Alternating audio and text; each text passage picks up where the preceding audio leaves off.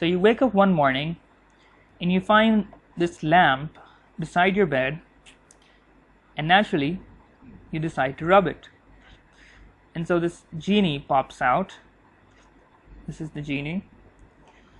And he says that I will grant you one wish because he's happy that you let him out, but only on one condition. So he gives you this problem and says that if you can find the number of solutions to these three equations, I'll give you whatever wish you want. And so you happily get to work. And so you see the first equation, and obviously you're going to first try to remove these parentheses, and so you multiply the minus 6 with both of these. So a minus 6 times an x is a minus 6x, and then a minus 6 times a plus 7 is going to be a negative 42, and all of that is equal to a negative 4x minus 2.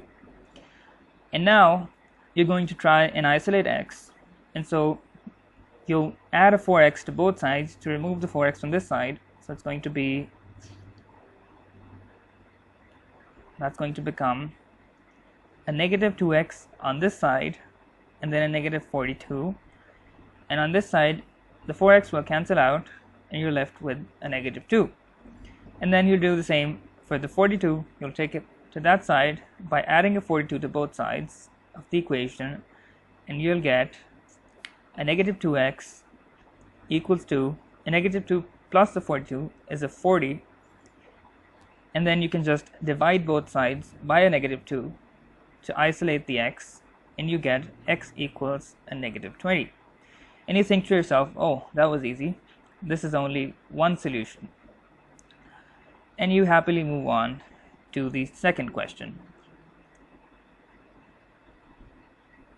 So for this equation, once again, you first try to simplify this by adding these two x terms, and so this will become a negative 5x, because a negative 3x plus a negative 2x is a negative 5x, plus a 9, and equals to, all of that is equals to a negative 12x minus a negative 5x, sorry, a negative 12, I'm so sorry, minus a negative 5x. And then you see a 5x on both sides, and this is kind of weird, because if we now add a 5x to both sides, our x will disappear, our x's will disappear, there's going to be no x left in the equation, and you'll be left with something like 9 equals a negative 12. And so how many solutions are there to this equation? Well, if you think about it in general terms, what is the value of x that will make 9 equals to a negative 12? Obviously there's no value. No value of x will magically make a 9 equal a negative 12. And so you say to the genie that there are no solutions to this equation. And you'll be right. And the genie is smiling, and so are you. And on to the last one.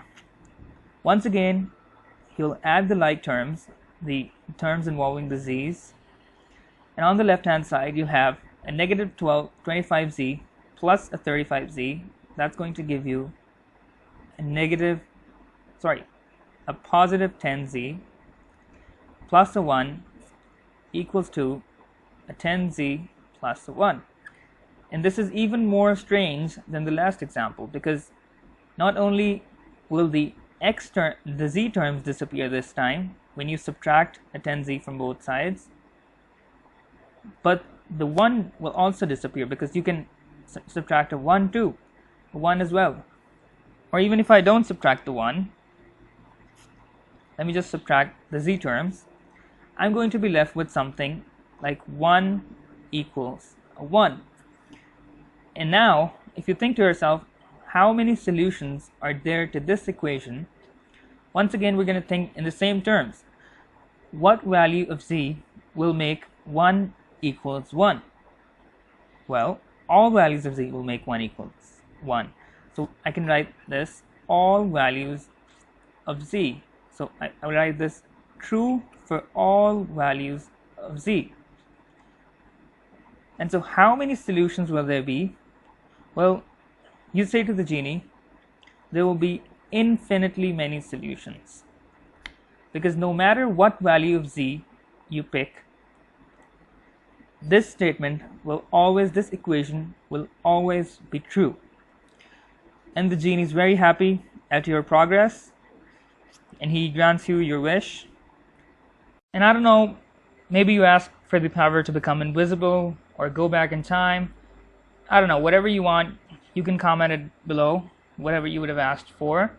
But I guess the big takeaway from this whole genie experience is that whenever you have a linear equation and you do your thing and you do all the operations and you end up with something like x equals to some number, some specific number, that's when you have one solution.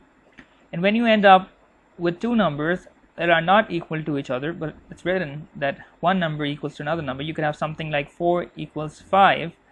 In those cases, you would have no solutions. And when you have one number equals to another number, the same number, then you would have infinitely many solutions. You could have x equals to x, you can have 4 equals to 4. In all those cases, you would have infinitely many solutions. So that's about it for this video, and I hope to see you in the next one.